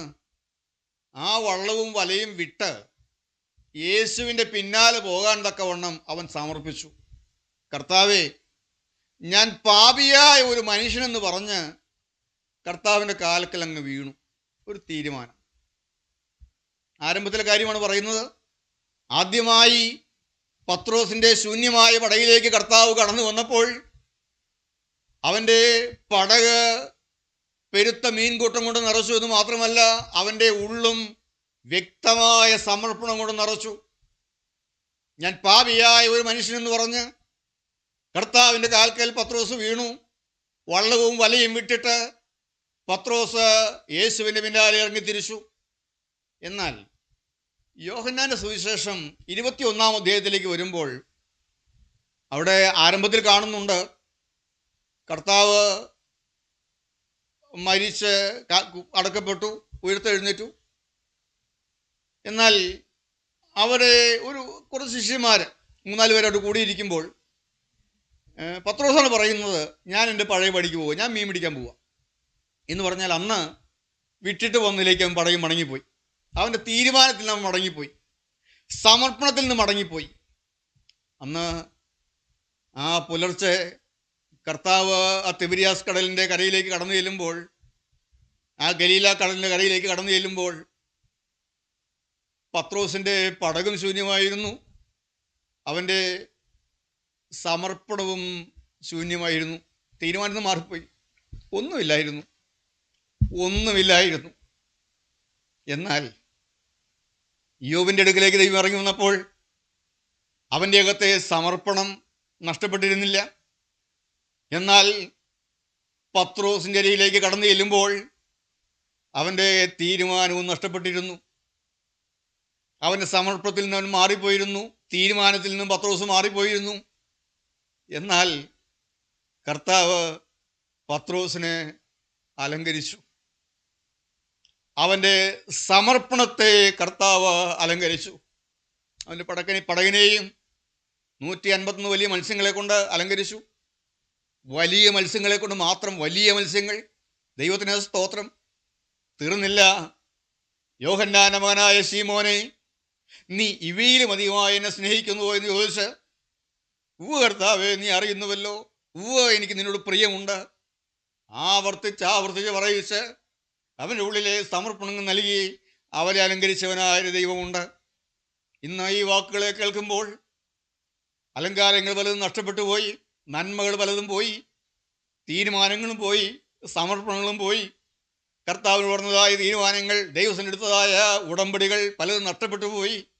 എല്ലാം ശൂന്യമായി തീർന്നോ? എൻ്റെ ദൈവമേ, നിത്യശൂന്യങ്ങളിലേക്ക് നിന്റെ കാലടി വയ്ക്കണമേ. പറയാനതല്ലേ ഉള്ളൂ. കർത്താവേ, ഞാൻ നിന്നില്ല. ഇപ്പോൾ തോമസ് സാറ് ആരംഭത്തിൽ പറഞ്ഞല്ലോ, കഴിഞ്ഞ 31-ാം തീയതി തീരുമാനം എടുത്തു. പക്ഷെ നിങ്ങൾ നിന്നോ? അന്നെടുത്തതായ തീരുമാനങ്ങൾ നിന്നോ? ഒന്ന് ജീവിതത്തിലേക്ക് നോക്കുമോ? നമ്മുടെ അകത്തേക്ക് നോക്കുമോ? ദൈവത്തോട് പറഞ്ഞതായ തീരുമാനങ്ങൾ, ദൈവസന്നിധിയിൽ എടുത്തതായ സമർപ്പണങ്ങൾ ശൂന്യമായി പോയോ? ഇവിടെ 74-ാം സങ്കീർത്തനത്തിൽ സങ്കീർത്തനക്കാരൻ എന്നാണ് പ്രാർത്ഥിക്കുന്നത്, നിത്യശൂന്യങ്ങളിലേക്ക് നിന്റെ കാലിടി വെക്കണമേ. കർത്താവേ, എല്ലാം പോയി, എല്ലാം നഷ്ടപ്പെട്ടു.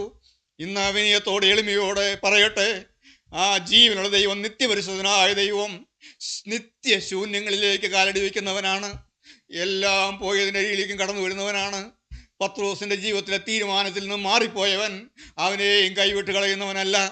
ആകയാൽ ഇന്ന് ഈ ശുശ്രൂഷയിൽ പങ്കാളികളായിരിക്കുന്ന എല്ലാവരും ദൈവത്തിന് സ്തോത്രം. എന്താണ് ദൈവത്തിൻ്റെ സ്നേഹത്തിൻ്റെ ആഴം, ദൈവത്തിൻ്റെ കരുണയുടെ ആഴം എന്താണ്? അവനെല്ലാം പോയാലും കടന്നു വരുന്നവനാണ്. വിളിക്കുമോ? ഒന്ന് വിളിക്കുമോ? കർത്താവേ, നിത്യശൂന്യങ്ങളിലേക്ക് നിന്റെ കാലടി വെക്കണമേ. നിത്യശൂന്യങ്ങളിലേക്ക് നിന്റെ കാലടി വെക്കണമേ. ശൂന്യവും പാഴുമായി തീർന്നതാം ഈ നിൻ. ദൈവത്തിന് സ്തോത്രം. നാം പാടാറുണ്ടല്ലോ, ശൂന്യവും പാഴുമായി തള്ളിയതാം ഈ നിൻ മന്ദിരം തന്നിലിന്ന് ദേവാ വന്ന് പാർത്ത് ശുദ്ധി ചെയ്ത് നിന്റെ വീടിന് നിന്നെ അകറ്റണമേ. ആത്മാർത്ഥമായിട്ടൊന്ന് പ്രാർത്ഥിക്കുമോ? കർത്താവേ, ശൂന്യമായി പോയി, സമർപ്പണത്തിൽ നിന്ന് മാറിപ്പോയി, തീരുമാനത്തിൽ നിന്ന് മാറിപ്പോയി, ശൂന്യവും പാഴുമായി തള്ളിയതാം ഈ നിൻ മന്ദിരം തന്നിലിന്ന്. കർത്താവേ, ഞാൻ നിന്റെ മന്ദിരമാണല്ലോ, നിന്റെ ആലയമാണല്ലോ, എന്നാൽ ശൂന്യവും പാഴുമായി തള്ളിയതാം ഈ നിൻ മന്ദിരം തന്നിലിന്ന് ദേവാ വന്ന് പാർത്ത് ശുദ്ധി ചെയ്ത് നിന്റെ ഈ വീടിൻ്റെ നിന്ന, ഈ ആലയത്തിന് നിന്ന ഒന്ന് മാറ്റിത്തരണമേ. ആത്മാർത്ഥമായിട്ടൊന്ന് പ്രാർത്ഥിക്കുമോ? ദൈവത്തിന് സ്തോത്രം. എൻ്റെ കർത്താവ്, എൻ്റെ ജീവിതം ഇന്നും ശരിയായിട്ടില്ലല്ലോ, എൻ്റെ ജീവിതം ഇന്നും ശരിയായിട്ടില്ലല്ലോ. ശൂന്യവും പാഴുമായി തള്ളിയതാം ഈ നിൻ മന്ദിരം തന്നിൽ നിന്ന് വന്ന് കർത്താവെ, കഴിഞ്ഞ കാലങ്ങളിൽ ഞാൻ അടുത്തതായ തീരുമാനങ്ങൾ പലതും നഷ്ടപ്പെട്ടു പോയി, സമർപ്പണങ്ങൾ പലതും നഷ്ടപ്പെട്ടു പോയി. നിത്യശൂന്യങ്ങളിലേക്ക് നിന്റെ കാലടി വെക്കണമേ. ദൈവം, ജീവനുള്ള ദൈവം, പരിശുദ്ധനായ ദൈവം, ശൂന്യവും പാഴുമായി തീർന്ന ജീവിതത്തിലേക്ക് കാലടി വെച്ച് കടന്നു വരുന്നവനാണ്. ഇന്ന് ഒരു തീരുമാനമെടുക്കുമെങ്കിൽ, ഇന്ന് ദൈവസന്നിധിയിൽ തീരുമാനമെടുക്കുമെങ്കിൽ, എന്നാണ് തീരുമാനം? നാം പാടിയതുപോലെ, എൻ അലങ്കാര വസ്ത്രം ധരിച്ചിടും ഞാൻ ഇന്നു മുതൽ ദൈവമേ. കർത്താവേ, ഞാൻ ഇന്നു മുതൽ എൻ്റെ അലങ്കാര വസ്ത്രം ഞാൻ ധരിക്കും.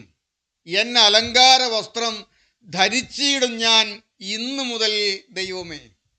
നീ എന്നെ അലങ്കരിച്ച അലങ്കാര വസ്ത്രങ്ങൾ ഞാൻ ഇന്നു മുതൽ ധരിക്കുമെന്നുള്ള തീരുമാനം. എന്തെല്ലാം അലങ്കാരങ്ങൾ അവൻ തന്നു. നമ്മുടെ മേൽ ഏതെല്ലാം അലങ്കാര വസ്ത്രങ്ങൾ അവൻ ധരിപ്പിച്ചു. സ്നേഹം, സന്തോഷം, സമാധാനം, ദീർഘക്ഷമ, ദയ, പരോപകാരം, വിശ്വസ്തത, സൗമ്യത, ഇന്ദ്രിയജയം, ഇതെല്ലാം ദൈവം ധരിപ്പിക്കുന്ന അലങ്കാര വസ്ത്രമാണ്. കൃപകളാലും കൃപാവരങ്ങളാലും നമ്മെ അലങ്കരിക്കുന്ന ഒരു ദൈവമുണ്ട്. സ്വർഗത്തിൻ്റെ സകലവിധ അനുഗ്രഹങ്ങളാലും അനുഗ്രഹിക്കുന്നവനായ ഒരു ദൈവമുണ്ട്. പ്രാർത്ഥനാ ജീവിതം ദൈവം തന്ന ഒരു അലങ്കാര വസ്ത്രമായിരുന്നു. ദൈവത്തിന് സ്തോത്രം. എല്ലാവരോടും ഉള്ളത്തിൻ്റെ ഉള്ളിലൊരു സ്നേഹം, ആരോടും കയ്പില്ല, ആരോടും വഴക്കില്ല, ആരോടും ഇഷ്ടക്കേടില്ല, ആരോടും നീരസമില്ല. ദൈവം തന്നതായ, ദൈവം അലങ്കരിച്ചതായ ഒരു അലങ്കാര വസ്ത്രമായിരുന്നു അത്. പക്ഷെ ഇന്ന് ചിലരോടൊക്കെ ഇഷ്ടക്കേട് വരുന്നു, ചിലരോടെല്ലാം ഒരു നീരസം വരുന്നു, കയ്പ് വരുന്നു, വെറുപ്പ് വരുന്നു, സ്നേഹം പോകുന്നു. ഭാര്യയോട് ഒരു കാലത്തുണ്ടായിരുന്നതുള്ളതായ സ്നേഹം വരുന്നില്ല, ഭർത്താവിനോടൊരു കാലത്തുണ്ടായിരുന്ന പോലെ സ്നേഹം വരുന്നില്ല. ചിലരോട് ചില നീരസം വരുന്നു. എന്നോട് അങ്ങനെ പെരുമാറിയില്ലേ, എന്നോട് അങ്ങനെ പറഞ്ഞില്ലേ, ഇതെല്ലാം വരുന്നു. കർത്താവേ, ഇന്നു മുതൽ ഞാൻ എൻ്റെ അലങ്കാര വസ്ത്രം ധരിക്കാൻ തീരുമാനിക്കുന്നു. നീ എന്നെ ധരിപ്പിക്കണമേ. കർത്താവേ, സ്നേഹം, സന്തോഷം നഷ്ടപ്പെട്ടു. നിരാശ വരുന്നു, ആടിപ്പോകുന്നു. കർത്താവേ, തളർന്നു പോകുന്നു. വിചാരപ്പെടൽ, പലതിനെക്കുറിച്ചും വിചാരപ്പെട്ടു പോകുന്നു. കർത്താവേ, സ്നേഹം, സന്തോഷം, സമാധാനം, ദീർഘക്ഷമ, ദയ, പരോപകാരം, വിശ്വസ്തത, സൗമ്യത, ഇന്ദ്രിയജയം. ഇന്ദ്രിയങ്ങൾക്ക് ജയമുള്ള കാലങ്ങളുണ്ടായിരുന്നു, പക്ഷേ ഇന്ന് പരാജയപ്പെട്ടു പോകുന്നു. ഇന്ദ്രിയങ്ങളുടെ മേൽ ജയമില്ല. ദൈവത്തിന് സ്തോത്രം. പാപത്തിന് മേൽ ജയമില്ല. ഞാൻ വീണു പോകുന്നു. ഇതാണ് അലങ്കാരം. ദൈവം ധരിപ്പിക്കുന്ന അലങ്കാരമാണ്. ഇന്ന് ഈ വാക്കുകൾ കേട്ടുകൊണ്ടിരിക്കുമ്പോൾ സ്വർഗത്തിലെ ദൈവം നമ്മുടെ നേരെ അലങ്കാര വസ്ത്രങ്ങളെ നീട്ടുകയാണ്. ദൈവം സൗജന്യമായി അലങ്കാര വസ്ത്രം നീട്ടുകയാണ്. അങ്ങനെ ധരിച്ചാൽ മതി. സ്വർഗത്തിൻ്റെ കയ്യിൽ നിന്ന് അലങ്കാര വസ്ത്രങ്ങൾ വാങ്ങി അണിയുവാൻ പുതിയ പുതിയ തീരുമാനങ്ങൾ വാങ്ങി അണിയുവാൻ ദൈവത്തിൻ്റെ പരിശുദ്ധാത്മാവ് ദൈവോധനത്തോടെ വ്യാപരിക്കുമ്പോൾ നമ്മുടെ ഓരോരുത്തരുടെയും നേരെ നമ്മുടെ അരികിൽ വന്ന് നിന്നുകൊണ്ട് അലങ്കാര വസ്ത്രങ്ങൾ ഓരോന്നോരോന്നായി നമുക്ക് നേരെ നീട്ടിത്തരികയാണ്. ഓരോന്നോരോന്നായി അലങ്കാര വസ്ത്രങ്ങൾ നമ്മുടെ നേരെ നീട്ടിത്തരുമ്പോൾ സ്തോത്രത്തോടെ അത് വാങ്ങി ധരിക്കുവാൻ ഇന്നാരെല്ലാം തീരുമാനിക്കുന്നുണ്ട്. സ്തോത്രത്തോടെ വാങ്ങി ധരിക്കുവാൻ കർത്താവേ, ഈ നിത്യശൂന്യങ്ങളിലേക്കും കാലടി വയ്ക്കുവാൻ നിനക്ക് മനസ്സായല്ലോ. എല്ലാം നഷ്ടപ്പെടുത്തി കളഞ്ഞ എൻ്റെ ജീവിതത്തിലേക്കും കാലടി വെച്ച് കിടന്ന് വരുവാൻ സ്വർഗത്തിന് മനസ്സായല്ലോ, സ്വർഗത്തിന് തിരിഹിതമായല്ലോ. അന്ന് പത്രോസിൻ്റെ ശൂന്യമായ പടകിലേക്ക് മാത്രമല്ല, ശൂന്യമായ ജീവിതത്തിലേക്കും കാലെടുത്ത് വന്ന നസ്രായനായ യേശുവേ, ഇന്ന് എൻ്റെ ജീവിതത്തിലേക്കും കാലടി വെച്ച് കടന്നു വരുവാൻ അങ്ങ് പ്രസാദിച്ചല്ലോ. അലങ്കാര വസ്ത്രം ധരിക്കാൻ തീരുമാനിക്കുക. എന്നെ അലങ്കാര വസ്ത്രം ധരിച്ചിടും ഞാൻ ഇന്നു മുതൽ. ദൈവമേ, ഈ ആണ്ടിൻ്റെ ആരംഭത്തിൽ, ഈ ആദ്യത്തെ കൂടിവരവിൽ, ദുബായിലുള്ളതായ ആദ്യത്തെ ഈ കൂടിവരവിൽ എൻ്റെ അലങ്കാര വസ്ത്രം ഞാൻ ധരിക്കും ഇന്നു മുതൽ. ദൈവമേ, ഇനി എന്നിൽ അശുദ്ധനും ചേലയില്ലാത്തവനും ചേർന്ന് വരികയില്ല. കർത്താവേ, ഒരശുദ്ധിക്കും ഇനി ഞാൻ എന്നിലിടം കൊടുക്കുകയില്ല. ചേലയില്ലാത്ത ലജ്ജാകരമായ ഒരു കാര്യത്തിനും ഞാൻ ഇടം കൊടുക്കുകയില്ല. ദൈവത്തിന് സ്തോത്രം. ലജ്ജാകരമായ ഒരു കാര്യത്തിലേക്കും ഞാൻ ഇനി ഇറങ്ങിപ്പോവുകയില്ല. ഇന്ന് പലർക്കും ലജ്ജയായതിൽ മാനം തോന്നുന്നു. ആ ലോകത്താണ് നാം ജീവിക്കുന്നത്. ലജ്ജയായതിൽ അവർക്ക് മാനം തോന്നുന്നു. എന്നാൽ കർത്താവേ, ലജ്ജാകരമായ ഒന്നിലേക്കും ഞാനിനി ചേർന്ന് പോവുകയില്ല. ഒരു തീരുമാനമെടുക്കുന്നുവെങ്കിൽ, ഒരു സമർപ്പണം എടുക്കുന്നുവെങ്കിൽ, ദൈവവരങ്ങളിലേക്ക് ഏൽപ്പിക്കുന്നുവെങ്കിൽ അവൻ സംവത്സരത്തെ തൻ്റെ നന്മ കൊണ്ട് അലങ്കരിക്കും. ദൈവത്തിന് സ്തോത്രം. നമ്മുടെ സംവത്സരത്തെ അവൻ തൻ്റെ നന്മ കൊണ്ട് അലങ്കരിക്കും. 65-ാം സങ്കീർത്തനം നാം വായിക്കുമ്പോൾ നാം ആരംഭിച്ചത് 65-ാം സങ്കീർത്തനം 11-ാം വാക്യം ധ്യാനിച്ചുകൊണ്ടാണല്ലോ. നീ സംവത്സരത്തെ നിന്റെ നന്മ കൊണ്ട് അലങ്കരിക്കുന്നു. അതിൻ്റെ 10-ാം വാക്യം എന്നാണ് നാം വായിക്കുന്നത്. 65-ാം സങ്കീർത്തനം അതിൻ്റെ 10-ാമത്തെ വാക്യം.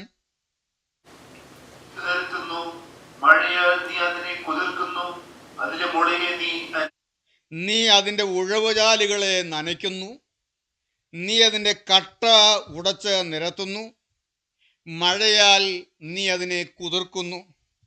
അതിൻ്റെ മുകളിലുള്ളതായ വാക്യം വായിക്കുന്നുണ്ട്. നീ ഭൂമിയെ സന്ദർശിച്ച് നനയ്ക്കുന്നു, നീ അതിനെ അത്യന്തം പുഷ്ടിയുള്ളതാക്കുന്നു, ദൈവത്തിൻ്റെ നദിയിൽ വെള്ളം നിറഞ്ഞിരിക്കുന്നു. ഇങ്ങനെ നീ ഭൂമിയെ ഒരുക്കിയവർക്ക് ധാന്യം കൊടുക്കുന്നു. ദൈവം നന്മകളാൽ അലങ്കരിക്കുന്നത് എങ്ങനെയാണ്, എവിടെ നിന്നാണ് ഈ അലങ്കാരം വരുന്നത് എന്നെല്ലാം നാം കാണുകയാണ്.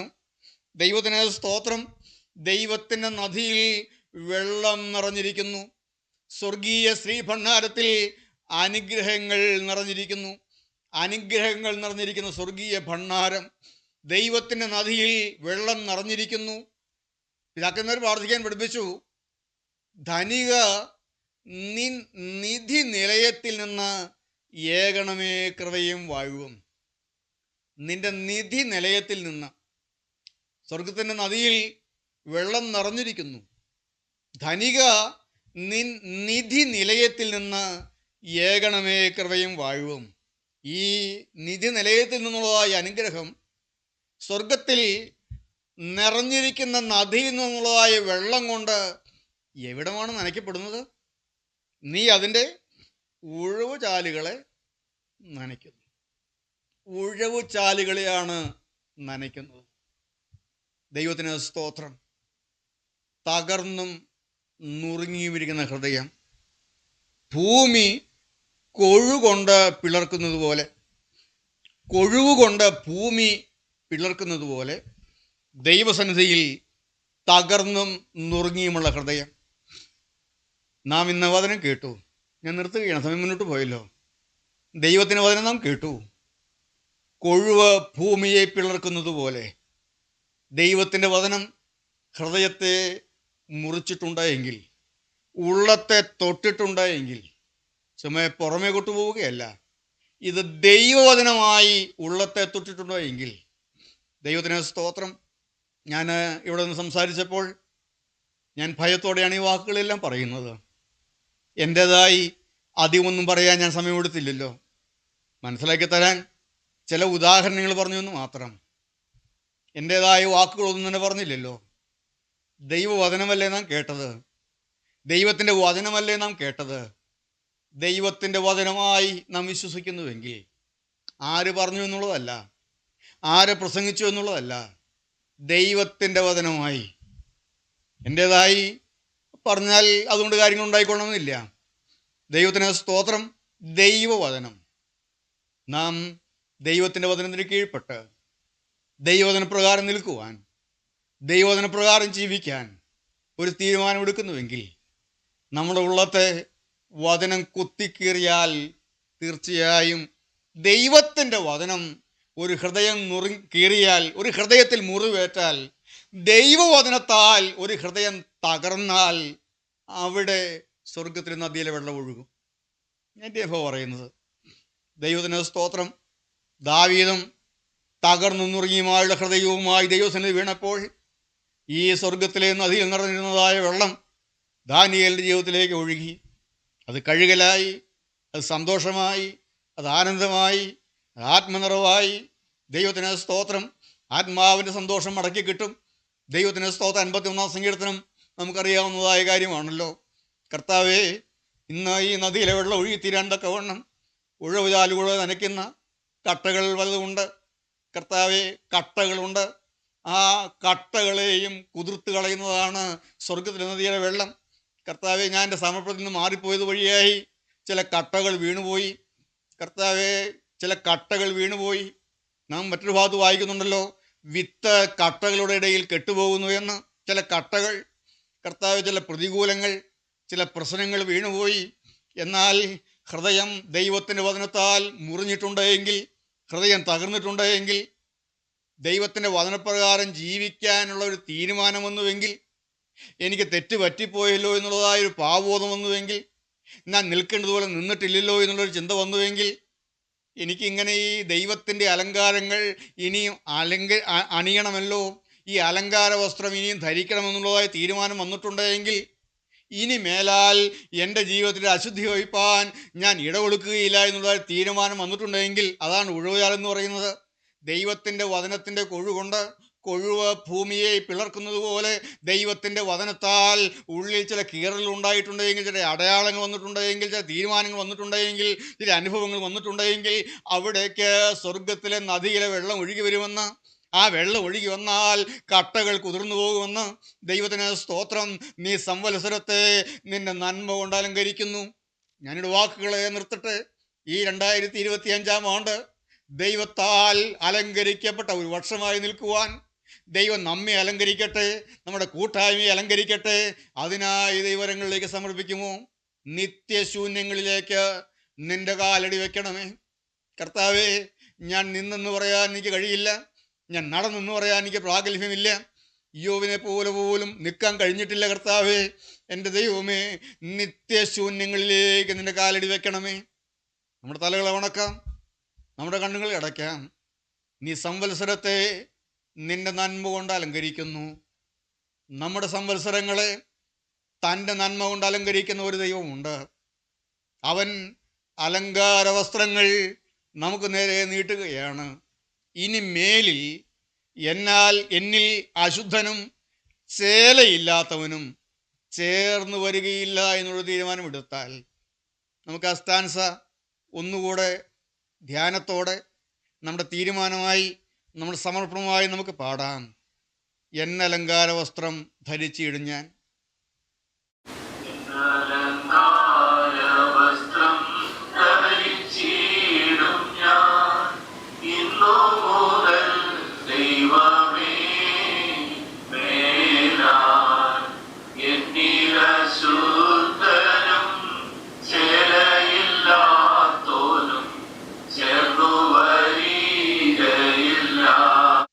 ജീവിതമെന്നും ശരിയായിട്ടല്ലയോ?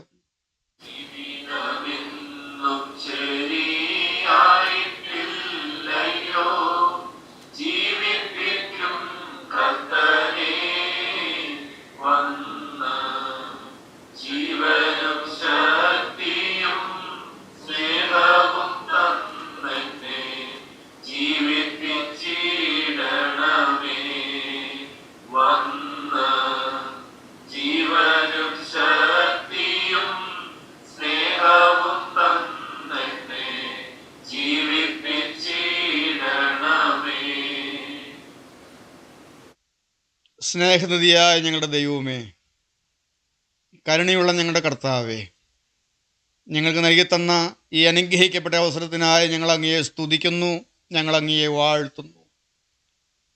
ഞങ്ങളെ കേൾപ്പിച്ച തിരുവചനത്തിനായി നന്ദിയോടെ സ്തോത്രം ചെയ്യുന്നു.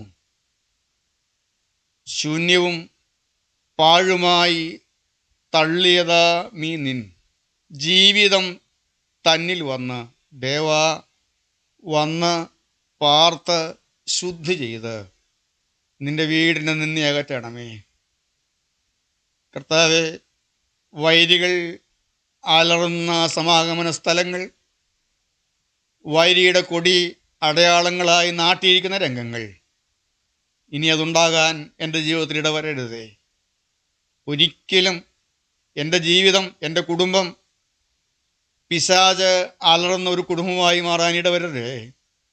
കർത്താവേ, എൻ്റെ ജീവിതത്തിൽ ഒരു കാര്യത്തിൽ പോലും വൈരിയുടെ ജയക്കൊടി പറക്കാൻ ഇടവരരുത്. കർത്താവേ, നീ തന്ന ജയത്തിൻ്റെ കൊടിയെ പറപ്പിച്ചുകൊണ്ട് ഒരു ജയജീവൻ നയിപ്പാൻ നിന്നലങ്കാര വസ്ത്രം ധരിച്ചുകൊണ്ട്, കർത്താവെ, മേളിൽ അശുദ്ധമായത്, ലജ്ജാകരമായത് ഒന്നും എൻ്റെ ജീവിതത്തിൽ വരാതെ വണ്ണം ഞങ്ങൾ തന്നെ സൂക്ഷിച്ച് നിന്നാൽ അലങ്കരിക്കപ്പെട്ടവരായി നിൽക്കുവാൻ ഞങ്ങളെ സഹായിക്കണമേ എന്ന് പ്രാർത്ഥിക്കുന്നു. നല്ല മഹത്വം എടുക്കണമേ. യേശുവിൻ്റെ നാമത്തിൽ പ്രാർത്ഥിക്കുന്നു. കൃപയോടെ കേൾക്കണം പിതാവേ. ആശീർവാദത്തോടെ നമുക്ക് അവസാനിപ്പിക്കാം. പിതാവായ ദൈവത്തിൻ്റെ സ്നേഹവും ഏകജാതനായ പുത്രൻ്റെ കൃപയും പരിശുദ്ധാത്മാവിൻ്റെ സംബന്ധവും സഹവാസവും നാം എല്ലാവരുടെ കൂടെയും ഇപ്പോഴും എന്നേക്കും ഉണ്ടായിരിക്കുമാറാകട്ടെ.